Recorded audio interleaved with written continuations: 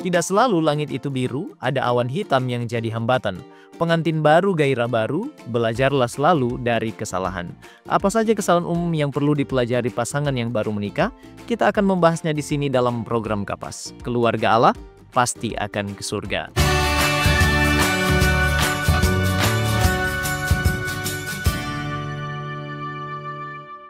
Banyak yang bilang pengantin baru adalah masa-masa paling indah karena akhirnya bisa hidup dengan pujaan hati.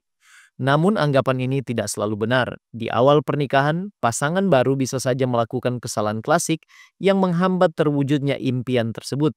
Kesalahan-kesalahan yang dilakukan pasangan baru ini seringkali terjadi tanpa disadari.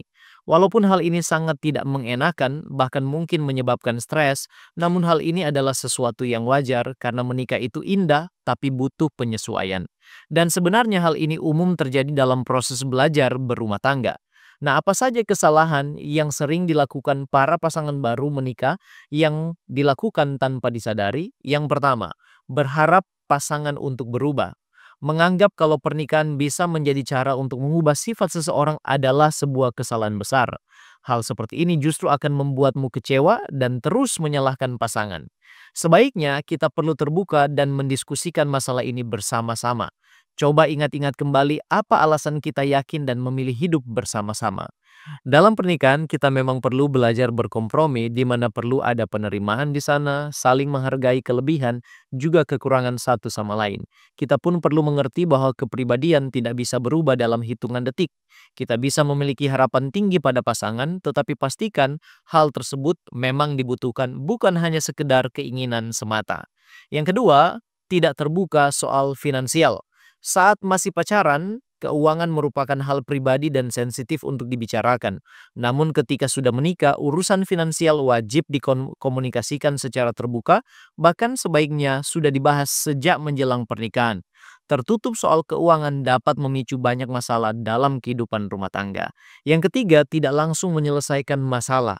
Tanpa disadari, masalah yang tidak langsung diselesaikan akan berlarut-larut bisa membuat hubungan semakin tegang dan sulit diperbaiki. Pasangan baru sering tidak langsung menyelesaikan masalah karena beberapa hal. Yang pertama, takut bertengkar. Beberapa pasangan memilih diam daripada membahas masalah karena takut pertengkaran akan semakin besar. Yang kedua, merasa benar sendiri. Ego yang masih tinggi membuat pasangan enggan mengalah atau meminta maaf duluan. Berikutnya, belum paham cara berkomunikasi yang baik. Pasangan baru mungkin belum terbiasa berdiskusi dengan sehat sehingga cenderung menghindari konflik daripada menyelesaikannya. Selanjutnya, mengandalkan diam dalam tanda kutip sebagai solusi. Ada yang berpikir nanti juga reda sendiri, padahal tanpa penyelesaian masalah bisa menumpuk dan meledak di kemudian hari. Selanjutnya, masih ada kebiasaan hidup sendiri. Sebelum menikah, mereka terbiasa menyelesaikan masalah sendiri atau mengabaikannya, dan kebiasaan ini terbawa dalam pernikahan. Nah, dampak lain yang mungkin timbul bila masalah tidak langsung diselesaikan adalah masalah kecil bisa menjadi besar. Kesalahpahaman yang dibiarkan bisa menumpuk dan semakin sulit untuk diselesaikan.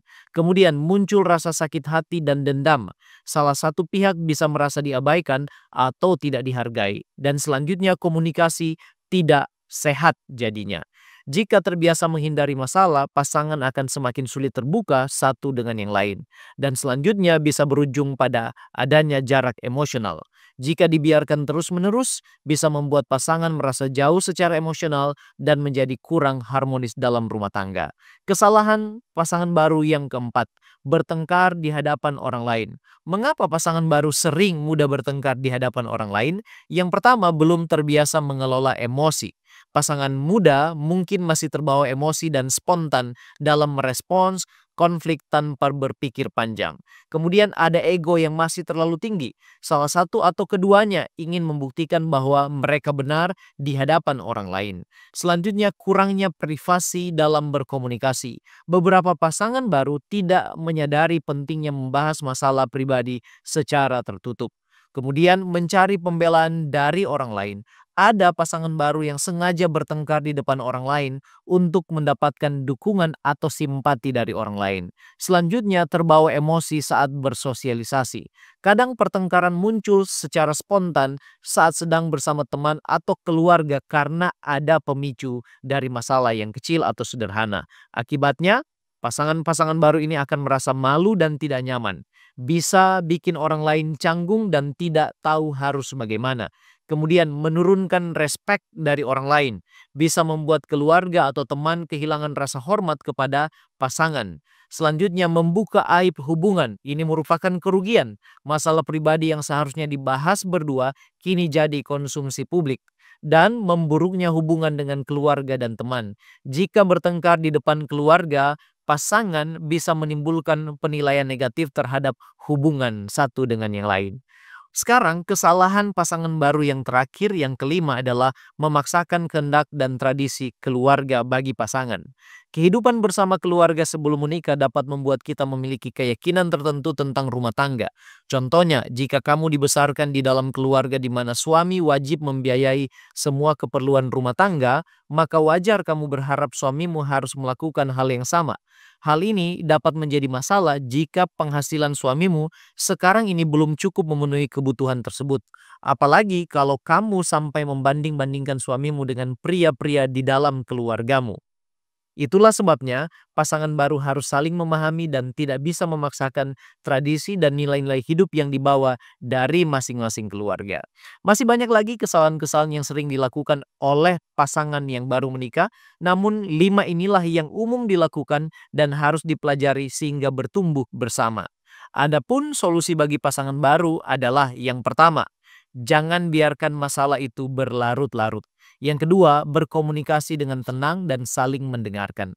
Yang ketiga, fokus pada masalah bukan menyerang pasangan. Yang keempat, jangan biarkan ego menguasai diri. Yang kelima, gunakan humor untuk meredakan ketegangan atau mencairkan suasana yang tegang. Yang keenam, jangan paksakan kehendak dan paksa pasangan untuk berubah. Yang ketujuh, jangan libatkan orang lain dalam setiap permasalahan. Yang kedelapan, ingat tujuan untuk tetap bersama bukan untuk saling menyakiti. Yang kesembilan, evaluasi dan pelajari setiap konflik serta bertumbuh bersama dengan saling memotivasi satu dengan yang lain. Yang kesepuluh, jangan pernah lupakan Tuhan.